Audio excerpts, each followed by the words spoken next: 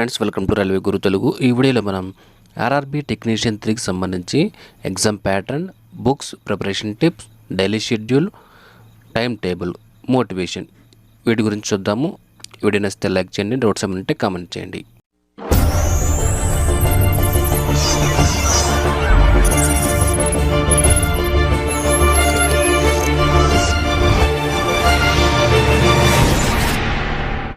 Exam stages కనుక ఒకసారి చూసినట్లయితే మనకి కంప్యూటర్ బేస్డ్ టెస్ట్ ఒకే ఒక ఎగ్జామ్ ఉంటుంది. తర్వాత మనకి డాక్యుమెంట్ వెరిఫికేషన్, మెడికల్, అలాగే మనకి సబ్జెక్టులు వచ్చేసి maths 25 marks, reasoning 25 marks, general science 40 మార్క్స్కి ఇచ్చారు. తర్వాత కరెంట్ అఫైర్స్ 10 మార్క్స్. ఓవరాల్గా మనకి టోటల్ 100 క్వశ్చన్స్ అయితే ఉంటాయి. టైం వచ్చేసి 90 మినిట్స్, నెగిటివ్ మార్కింగ్ 1/3 ఉంది. బుక్స్ గురించి మనం మాట్లాడుకుంటే మ్యాథ్స్కి వచ్చేసి నేను రాకేష్ యాదవ్ బుక్ అయితే ప్రిఫర్ చేశాను. అందులో అయితే ట్రిక్స్ అయితే ఉంటాయి.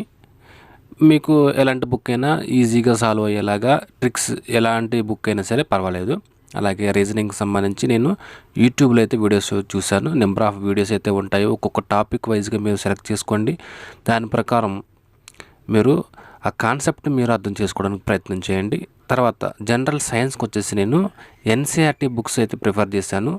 7 to మనకి 10 వరకు అయితే మీరు చదవాలి, ఖచ్చితంగా చదవాలి. ఎందుకంటే సిబిఎస్ఈ సిలబస్ మెన్షన్ చేశారు. అలాగే మనకి 40 మార్క్స్ వరకు మనకి జనరల్ సైన్స్ అనేది మనకి వెయిటేజ్ ఉంది. కాబట్టి ఎన్సీఆర్టీ తర్వాత లూసెంట్ బుక్ వచ్చేసి లూసెంట్ బుక్ జీకే ఉంటుంది, జనరల్ సైన్స్ కూడా ఉంటుంది. సో ఈ 2 బుక్స్ మీకు సరిపోతాయి. మీరు మెయిన్గా కాన్సెప్ట్ అయితే బాగా నేర్చుకోవాలి. దాని ప్రకారం నెంబర్ ఆఫ్ బిట్స్ ప్రాక్టీస్ చేసే కనుక సరిపోతుంది. తర్వాత కరెంట్ అఫైర్స్ వచ్చేసి మనకి అడ్డా 24/7 మనకి ఉంటుంది కదా. అందులో క్యాప్సల్స్ ఉంటాయి, మంత్లీ క్యాప్సల్స్ పీడిఎఫ్ ఉంటాయి. ఇవన్నీ మీరు డౌన్లోడ్ చేసుకొని మీరు ప్రిపేర్ అవ్వండి. లేదు అంటే textbook.com కూడా ఉంటుంది. లేదంటే యోజన మ్యాగజైన్ అనేది అఫీషియల్గా మనకి ఉంటుంది. అది మ్యాగజైన్ కూడా మీకు మంత్లీ ఉంటుంది. అందులో కూడా మంచి అథెంటిక్ ఇన్ఫర్మేషన్ అయితే ఉంటుంది గవర్నమెంట్ స్కీమ్స్కి సంబంధించి. అది కూడా మీరు రిఫర్ చేయండి. ప్రిపరేషన్ టిప్స్ కనుక ఒకసారి మనం చూసినట్లయితే ఇందులో మనకి మెయిన్ ఇంపార్టెంట్ ఏంటంటే మనం సిలబస్ అనేది ప్రింట్అవుట్ తీసుకోవాలి. తర్వాత మనం ఏదైతే చదువుతున్నామో మీకు ఆల్రెడీ నేను టైం టేబుల్ చెప్తున్నాను, టైం ఏ విధంగా మేనేజ్ చేసుకోవాలో చెప్తున్నాను.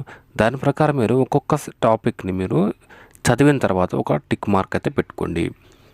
తర్వాత బేసిక్స్ అనేది నీకు మంచిగా నేర్చుకోండి. బేసిక్ నాలెడ్జ్ లేకుండా మీరు ఎన్ని వీటిని ప్రాక్టీస్ చేసినా ఉపయోగం ఉండదు. ప్రతి ఒక్కరూ వీటిని ఖచ్చితంగా ఫాలో అవ్వాల్సిందే.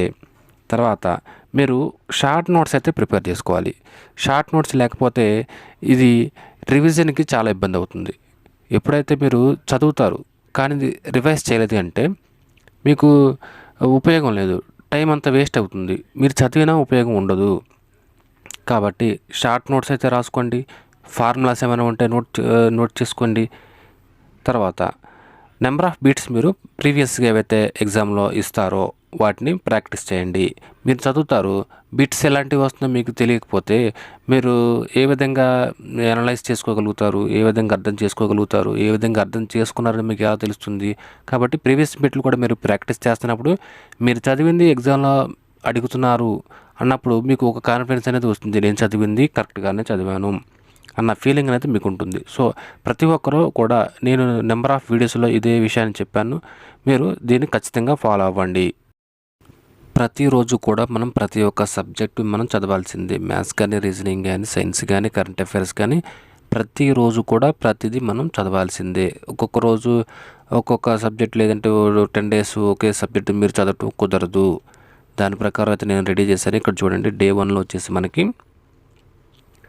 నెంబర్ సిస్టమ్ అయితే తీసుకున్నాను. నెంబర్ సిస్టమ్, మ్యాథ్స్, రీజనింగ్లో ఎనాలజీస్, తర్వాత ఫిజిక్స్లో సౌండ్ వేవ్స్ సంబంధించి నేను ఒక వీడియో అయితే చేశాను. ఆ వీడియో మీరు చూడండి. ఎన్సీఆర్టీ బేస్ మీద అయితే ఆ వీడియో ఉంటుంది.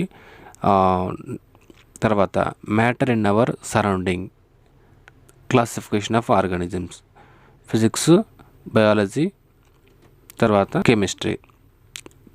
నెక్స్ట్ వచ్చేసి కరెంట్ అఫైర్స్. ఈ కరెంట్ అఫైర్స్లో మనకి సైన్స్ అండ్ టెక్నాలజీ ప్రతిరోజు కూడా మనం కరెంట్ అఫైర్స్ చదవాల్సిందే. ఇక్కడ చూడండి, కరెంట్ అఫైర్స్ కరెంట్ అఫైర్స్ ఈ విధంగా అయితే ప్రతి దానిలో మనకి కరెంట్ అఫైర్స్ ఉంటుంది. అలాగే అందులో మీకు సైన్స్ అండ్ టెక్నాలజీ కానీ, స్పోర్ట్స్ కానీ, తర్వాత కల్చర్, పర్సన్స్ ఇన్ న్యూస్, ఈ విధంగా మీరు ఉన్న కరెంట్ అఫైర్స్ ఏదైనా బుక్ మీరు తీసుకొని దాన్ని కంప్లీట్ చేయడానికి ప్రయత్నం చేయండి. ఇంకో 30 డేస్ 35 డేస్ ఓకేనా. డే 2 కనుక మనం గమనిస్తే ఇక్కడ చూడండి, నెంబర్ సిస్టమ్ 2 డేస్ అయితే తీసుకున్నాం. మనకి సిలబస్ అనేది ఎక్కువగా ఉన్నప్పుడు మనకి ఒకే రోజు కంప్లీట్ అవ్వదు కాబట్టి రోజు కొద్దిగా మనం చదువుకుంటాము. ఇక్కడ నెంబర్ సిస్టమ్ ఆల్రెడీ డే 1లో ఇచ్చాను, డే 3లో కూడా ఇచ్చాను, డే 2లో కూడా ఇచ్చాను, అర్థమైంది కదా. తర్వాత ఆల్ఫాబెటికల్ నెంబర్ సిరీస్ ఏవైతే ఉంటాయో అది reasoning, physics, chemistry, biology, cell and tissue, current affairs, science and technology, ఇది డే 2 మీరు చదువుతారు. తర్వాత డే 3లో కూడా మనకి number system, coding, decoding, light, atom, molecule, cell, tissue, current affairs, science and technology, ఈ విధంగా మనకి డే 3 అయితే కంప్లీట్ అవుతుంది. నెక్స్ట్ వచ్చేసి డే 4లో కనుక మనం చూసినట్లయితే BODMAS, mathematical operations, light, atom structure, genetics, current affairs, sports. తర్వాత డే 5 వచ్చేసి మనకి డెసిమల్స్, ఫ్రాక్షన్స్, రిలేషన్షిప్, లైట్, దానిపైన ప్రాబ్లమ్స్, ఫ్రీక్వెంట్లీ ఆస్క్ క్వశ్చన్స్ ఏవైతే ఉంటాయో వాటిని చదవండి. తర్వాత periodic table, chemistry, plant kingdom మనకి biology, current affairs common. Day 6 కనుక మనం చూసినట్లయితే LCM, relationship, work, energy, power, physics, periodic table, chemistry, biology, plant morphology, current affairs, sports.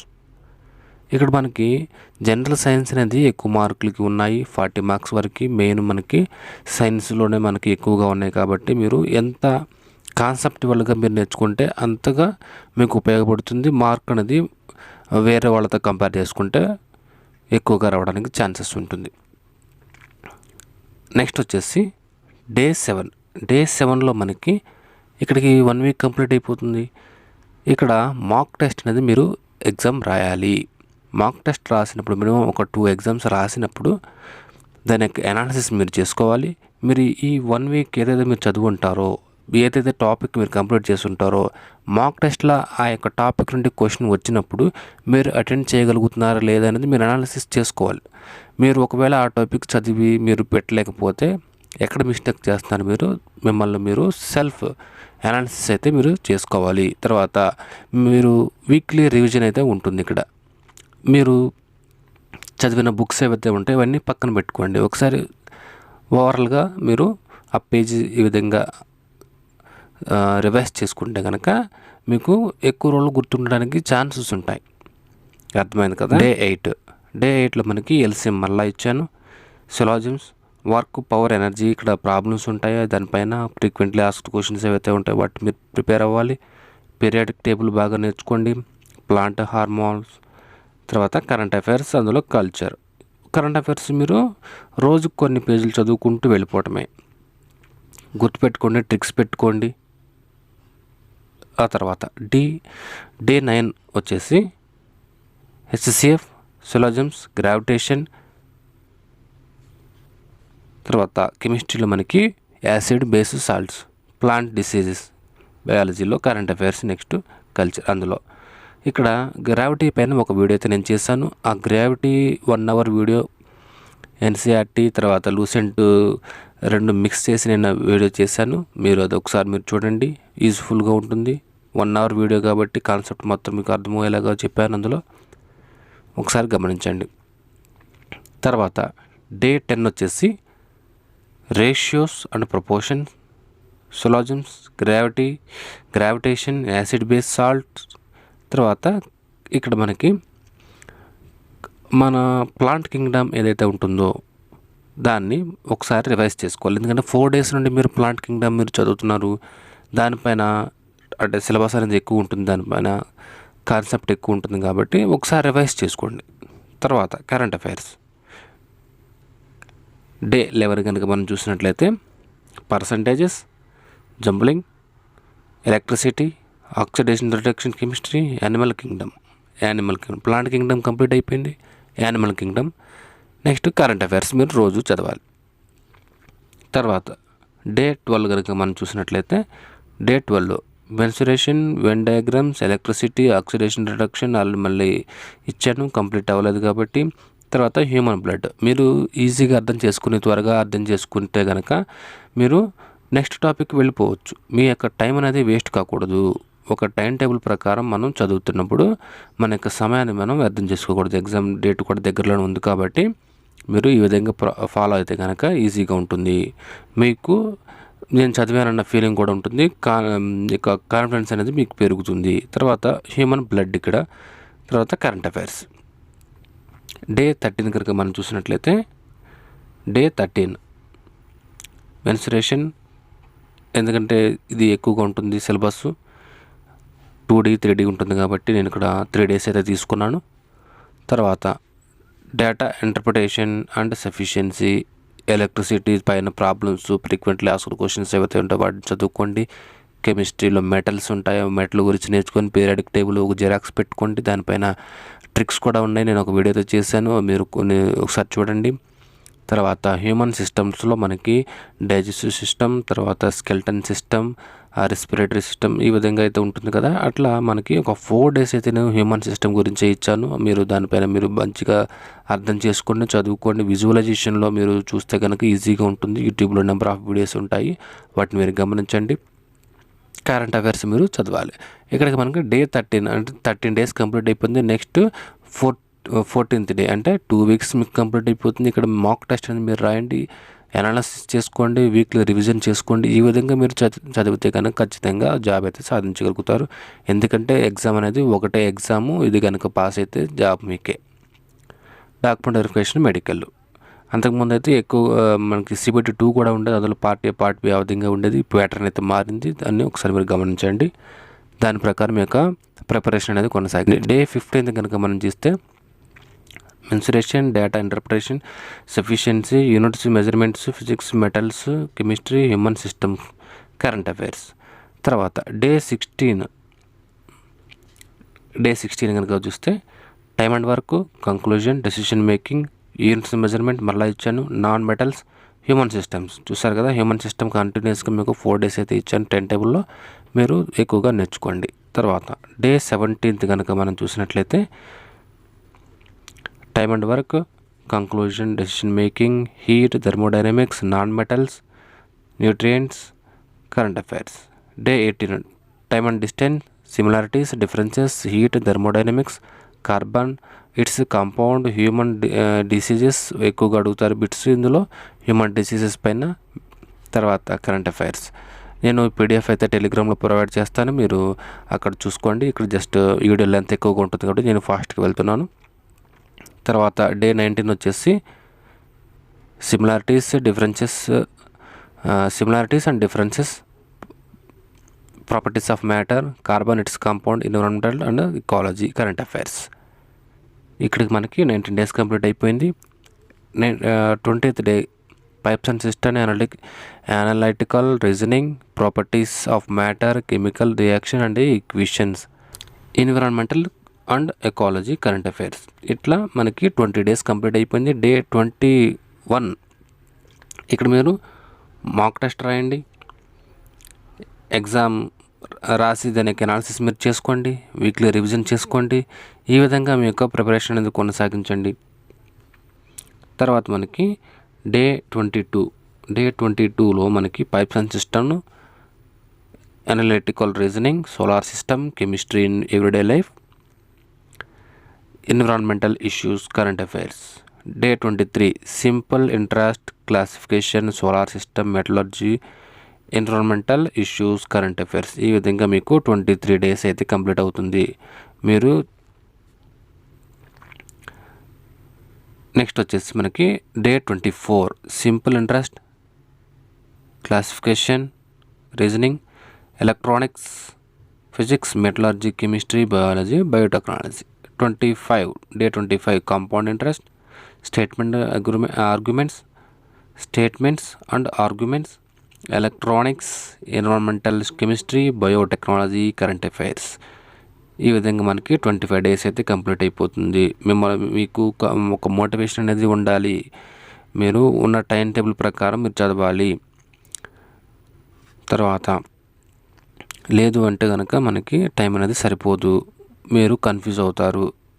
Day అనేది ఒక్కొక్క రోజు గడిచిపోతూ ఉంటుంది, భయం అనేది వస్తుంది. కాబట్టి టైం టేబుల్ ప్రకారం మీరు చదువుకోండి.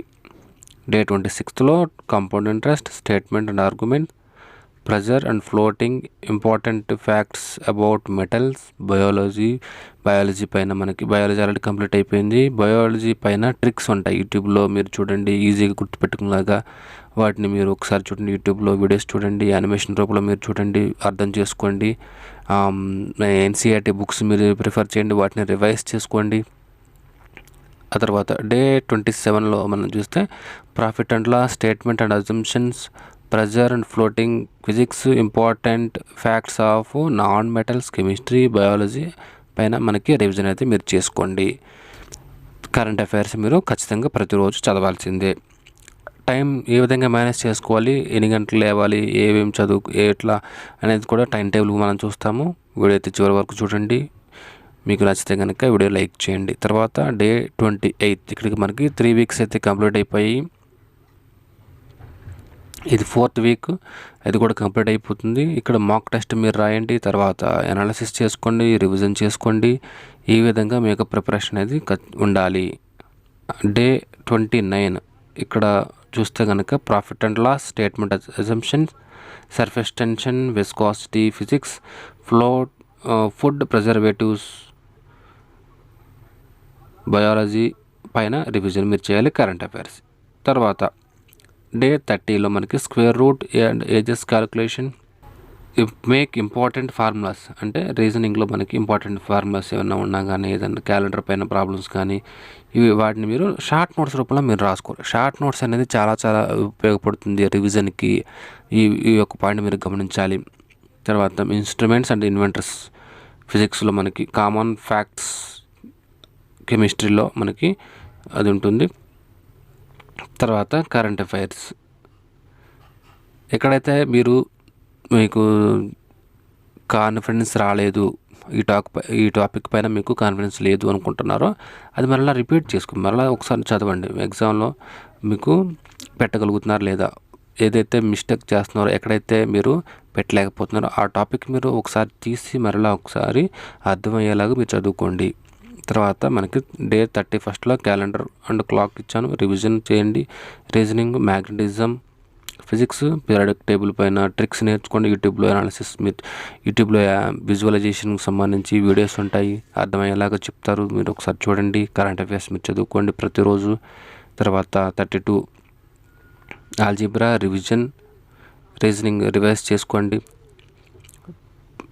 బిట్స్ అన్నీ కరెక్ట్గా పెడుతున్నారు లేదా, ఎక్కడైతే మిస్టేక్ చేస్తున్నారో వాటిని, ఆ టాపిక్ని మరలా మీరు తీసి రివైజ్ చేసుకోండి. మ్యాగ్నెటిజం, పీరియాడిక్ టేబుల్ మీరు చూడండి. పీరియాడిక్ టేబుల్ పైన కనీసం 2-3 క్వశ్చన్స్ అయితే వస్తాయి, మీరు పీరియాడిక్ టేబుల్ అర్థం చేసుకోండి, ట్రిక్స్ అయితే గుర్తుపెట్టుకోండి. తర్వాత డే 32 ఆల్జీబ్రా, ఇందులో మనకి ఫిజిక్స్లో force, Newton's law of motion, remaining అన్ని రివైజ్ చేసుకోవడం, కరెంట్ అఫైర్స్ చదువుకోవడం. ఇక్కడ డే 33లో మనకి elementary statistics, atom and nuclear physics, remaining topics ఏవైతే ఉండో వాటన్నిటిని రివైజ్ చేసుకుంటారు, కరెంట్ అఫైర్స్ చదువుకుంటారు. డే 34 ఇక్కడ జామెట్రీ అండ్ ట్రిగ్నోమెట్రీ ఇది ఇచ్చాను.